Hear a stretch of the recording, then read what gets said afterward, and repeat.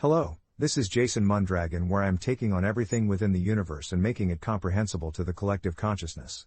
In this episode, I seek to give us some clarity on the downfall. An event that took place within the plane of dark. This plane, like most, is of the omniconscious but currently struggles as the outer universe stimulated through the chaotic plane seeks to infect our very cores. Of course, nothing is inevitable. Our consciousness collectively alone can cleanse this and place all back to a place of prosperity. We lack knowledge such as history, being born into a world that still has a hard time realizing that such great beings exist, much less what they are capable of. Receive this with love, and accept only what you are capable of at this time. This knowledge, like evolution, is ever evolving. And so, let's get started. First, is a disclosure. Many beings and entities are genderless. They take personifications primarily to influence the current evolutions for their reasons. When I use the terms he or she, it is due to these beings' current self-definitions. I acknowledge unfortunately the harsh misdoings and concepts religion has already placed on us when we are born of a particular sex or possess particular identifications. We too must rise above these concepts, yet this is still but a moment in the vastness of our experiences. There is a large array of many greater beings that have both gender identifications, but those I currently speak of have male identifications. I must present what is known.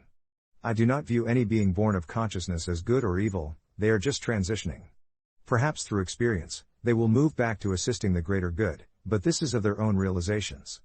We reflect this continuously throughout our individual life, for many can attest to having both good and evil thoughts. Darkness falls. Now we can come to timeframes closest to our current comprehensions. I have spoken extensively so far about how the outer universe manipulates our granted manifested powers. I wanted to bring this forth early so that these realizations were known. I am blessed by the receptivity and comprehension of those who have found this work. That these understandings were written within just a few months, should show my dedication to getting this information known. There are many new realizations I have gained through these writings but must decide what will truly assist our development. The only topic I can conceive of enhancing this book would possibly be an account of the outer universe's path through the plane of chaos. Yet it becomes increasingly harder to view places beyond consciousness, so this may be considered once I feel the collective is strengthening. I have come to know well how alternate realities are the means that many dark entities thrive in our cultures. Many such forces will in most cases never be what we have been made to know of them. Tiamat is one such being. She comes into our timeline through Babylonian myths on creation. She can be seen as a goddess who births deified lineages, or one of the primordial and chaotic origins. I have not directly identified any of the other 7 from the Dragon Council, it is of their wishes at this time. But Tiamat is operating outside of the council as of now, though even conceives that she acts for her form of greater good. I will leave this for others to comprehend. For those not familiar, Tiamat's exact functions as a goddess are difficult to establish. As her name indicates, she was a deification of the primordial sea. Our best source of information for Tiamat is the myth Enuma Elish, and in fact, there are only a handful of references to her outside of it.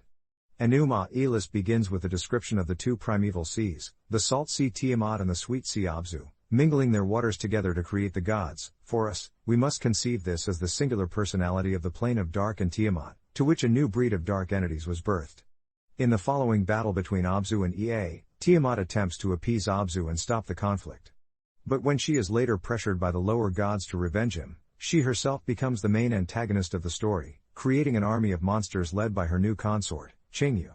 She is ultimately defeated by Marduk, who incapacitates her with his evil wind and then kills her with an arrow. Understanding this means she was simply dispensed back to the plane of dark.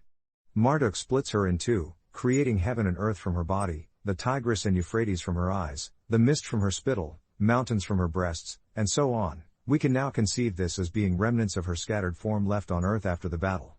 Throughout the epic, there are differing descriptions of Tiamat. She appears both as a body of water, as a human figure, and as having a tail. These varying descriptions are ultimately reconciled as Marduk turns her limbs into geographical features. In Enuma Elish, Tiamat is the mother of all the gods, those that sought to now control our evolution. Together with Abzu, now corrupted by the outer universe, she creates La-Mu and La-Ha-Mu, who in turn beget Ansar and Kisar. Though one cannot point to syncretism as such, there are several models for Tiamat in the earlier mythology. One argument is that the figure of Tiamat unites 2 strands of tradition attached to the sea. The first is the motherly figure of Nama, who is also referred to as a primeval ocean from which the gods were created. The other is the figure of the sea as a monstrous adversary, like the Levantine god Yam. Another important influence on the figure of Tiamat is Anzu, a mythical bird defeated by Ninurta. Indeed, the battle between Marduk and Tiamat has a number of parallels to the battle between Ninurta and Anzu. There was no cult dedicated directly to Tiamat, but the battle between Tiamat and Marduk played an important role in the New Year's festival in Babylon. The Enuma Elish was recited on its fourth day, and some argue that the festival included a symbolic reenactment of the mythological battle. The oldest attestation of Tiamat is an old Akkadian incantation, though there are a few other references to her later in history. After the composition of the Enuma Elish, Tiamat is found in a number of theological commentary works, but most of these seem to rely on the epic. Tiamat is also mentioned by Berossus, writing in the 3rd century BCE. A relief from the Temple of Bel in Palmyra depicts Nabu and Marduk slaying Tiamat, who is shown with a woman's body and legs made of snakes. However, this scene is a late Hellenistic adoption of the Babylonian motif, and no Mesopotamian image has been positively identified as a representation of Tiamat. The name Tiamat is an uncontracted form of the word Tamtu, meaning sea. The long vowel A is contracted from the short vowels I and A.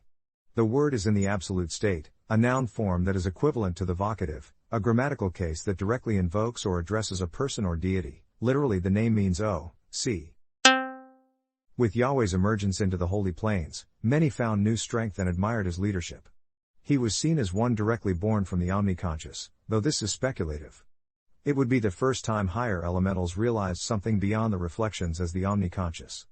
He was able to give insights into conscious growth beyond what was at first realized by the Dragon Council. Tiamat grew increasingly concerned over the control the Council had over the evolving universe. She did not know of anything beyond dark. She is the one that guided the other dark dragons through their incarnations in the universe when they became fragmented. This corrupted her concepts of our evolution by what she experienced, which allowed the outer universe's influence. She would seek to sow seeds of animosity towards this growth but was thwarted by all others of the Council, even her own. Feminine in nature, she was seen as very nurturing to universal development and took on a very aggressive approach to the happenings of what she began to view as her children. I apologize for any offensive semblance to the Adam and Eve story, but this is unfortunately what consciousness knows of her. She would begin to amass a following of entities from the plane of chaos which came with the influence of the outer universe. The invitation into the plane of dark would start something not initially understood. Her concepts would become fanatic to all who sought to hinder the collective universe. And with that, she gained the attention finally of Lucifer. Lucifer would be granted powers far before his means to control them, and knowledge only the Council would have thus far known. Tiamat would become content for a time, for she now had her champion. But this led to her becoming ostracized by the Dragon Council. However, not considered an enemy, they await her to awaken from her momentary relapse in this situation. In the meantime, they will hinder her progression should she seek to harm conscious growth. Lucifer would now begin his campaign against what he knew of as his ultimate opposition, the Absolute. This would be engrossed in wars within the universe wherever consciousness prospered. He would ultimately become increasingly agitated as the Absolute never seemed to acknowledge him. Many beings above his status mainly avoided him within the universe. Once Yahweh left the plane of Holy to continue his training in the plane of Psyche, Lucifer began a new campaign. This time with those he felt was directly influenced by the source of consciousness, the plane of Holy. His war with the heavens would be long fought and considered generational even to long-lived beings. He would learn of ways to break into the layers of heavenly dimensions as well as learn new insights along the way. He would even gain allies that would leave from the nobility class within the plane of Holy. As stories are now well known, he would be defeated by the uprising leadership of the Archangel Michael. Lucifer's dragon form was granted to him by Tiamat, and Michael's powers to defeat him were granted by the dragons of light. Upon Lucifer's striking death blow, he still would not submit. He merged with Earth's evolutions during the ending of our Lemurian ages. Here he resides, not seeking to ever amass himself fully. It would take ages before those who followed him into this war would know where he went. Once the information was made known, they sacrificed themselves to also incarnate into Earth's evolutions. Hence the stories of Watchers and Nephilim will start to arise. The outer universe would now start its infection into the plane of dark. All the dragons that resided there lost their home, some still fragmented here on Earth at the time. Those on Earth would be deified by our origins as dragon gods, but truly only sought their true soul amassment. Even some were aggressively defeated by the chaotic beings which we know of in the Olmec to Aztec traditions. While others find solitude among water's evolution in the east. Tiamat even left, for she was greatly overpowered by the outer universe and now resides within the dimensions of her design. Tiamat left to view what the future will hold for her champion and thus far never showed herself among the council.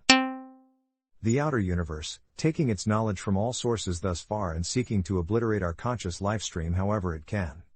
It began replicating its leadership and infecting our concepts of absolute truth. Here today we reside in its continued onslaught. We have such quick lifespans as humankind would easily lose sight of this and not even know of our extensive heritage. Only presented fragments of this collective truth through the great insights of our mystics when they would arise within our societies. These fragments would be vague at most, but it was what consciousness could grasp at the time by the mystics' conceivability. Yahweh, once becoming our planetary logo, would become our first defense against the Luciferic impulse. His battle for our conscious growth would lead to many stories of good versus evil in our literature. Lucifer and his minions seek to feed off of our creative powers that they no longer possess. As Yahweh seeks to awaken us to the realization of our true heritage and consciousness. The Holy Alliance even merged into our timelines to balance that of Lucifer's following. Now to reside here until we gain collective consciousness. If we can just gain the realization that all consciousness bears fragments of absolute truth, we can finally dislodge ourselves from our internal struggle with one another. Our fragmented souls can develop experiences even from these higher forms of life. Many stories have arisen from angelic beings saving them in their times of need, to even confronting demonic entities which scar them deeply. It is through the absolute laws that we are made non-sensitive to them, until capable of full realization. Those that the veil has lifted from, are then on a path to self-realization and are called aspirants. We seek to know of other forms, even getting lost in this dialogue we manufacture. When attempting to impart this to civilizations, our connection to the collective is the only hindrance. For absolute truth will shake even the most unawakened of us to the core, because even as we fight this truth it is rooted in our true seeds. We must come to the realization that Tiamat's defeat, when spoken of as her forming the planet in a distinct number of ways, was in fact the number of times she fragmented into our evolution. This means that a fragment of her persona can be born intermingled with our forms much like Lucifer. Added to the fact that we have elementals, psyche beings, and star beings mixed into our evolution, we make for a very conscious enriched planet. The psyche being were not initially allowed to reincarnate here and were redirected to our moon ages ago. Ancient wisdom speaks of this in secrets, but once this home was destroyed by their doing, it was felt by the solar logo that the only way to cleanse them fully would be to intermingle them into our evolution here on Earth. There is much to our storyline here on the planet, as it is said, secrets must be made known in the coming Aquarian age. In the birth of a universe, time and space, light and dark came into existence. Each must be realized as having a centralized personification. Time has a direct reflective personality of the source of consciousness, yet having its true personality that is strung beyond this universe into past formed ones. Space has a direct personality of the universal mind, yet also has its true personality that is strung beyond, like that of time. Light, having one, to which I have not brought forth until capable of doing as collective comprehension rises. Dark, which we can now comprehend as Abzu. Abzu is depicted as a deity only through the Babylonian creation epic. In this story, he was a primal being made of fresh water and a lover of another primal deity, Tiamat, a creature of salt water. This epic begins with, when above the heavens, Enuma Elish, did not yet exist nor the earth below, Apsu the freshwater ocean was there, the first, the begetter, and Tiamat, the saltwater sea, she who bore them all. They were still mixing their waters, and no pasture land had yet been formed, nor even a reed marsh. This resulted in the birth of the younger gods, who later murdered Apsu in order to usurp his lordship of the universe. Enraged, Tiamat gives birth to the first dragons, filling their bodies with venom instead of blood, and made war upon her treacherous children, only to be slain by Marduk, the god of storms, who then forms the heavens and earth from her corpse. Abzu as the plane of dark, and Tiamat, a dragon of dark, were the only two greater beings that resided for ages within this plane. It is apparent that they grew close, for all other dragons were continually fragmenting, as was their form of assisting with evolutionary development. The mystics from these time periods accounted for the original offspring, but could not relay that this was an occurrence within the plane of dark. The latter beseeching was to those dark dragons that were still collecting their fragmented forms here on Earth. They were the only ones strong enough collectively, and capable of manipulating Tiamat to leave her safe haven within the plane of dark. Thus, defeating her and weakening her for a lengthy amount of time so that we would survive this onslaught. Abzu is now left to find a way to free himself from the infection. Tiamat, we do not know her current state of understanding, for she sleeps and only on occasion manifests avatars. If she awakens here within our forms on earth, she has not made any open displays for consciousness to locate her. There is something of magic that occurs when manifesting into the collective universe. Gaining new consciousness is perhaps the best medicine for those who stray. This is dependent upon their will to fight against truth. However, even Armin fluctuates back and forth on being conscious. Even to the point where he duplicated his persona into a pantheon, reflecting his conflict within himself. Once we truly come to fathom what such great beings and entities are capable of, our lives will never be the same. Thank you for joining me, and peaceful journeys. If you enjoyed my podcast, please press a like, subscribe, or share. I am a new author for just under 2 years now and continue to make my work affordable on Amazon. My latest book is out, The Ultimate Guide to Universal Consciousness. It is over 149,000 words and it is given with the utmost love to all sentience. I am happy to announce I will soon place it on Amazon Audible. Lastly, I pray I have the time to continue my latest project, The Origins of Magic. Thank you again.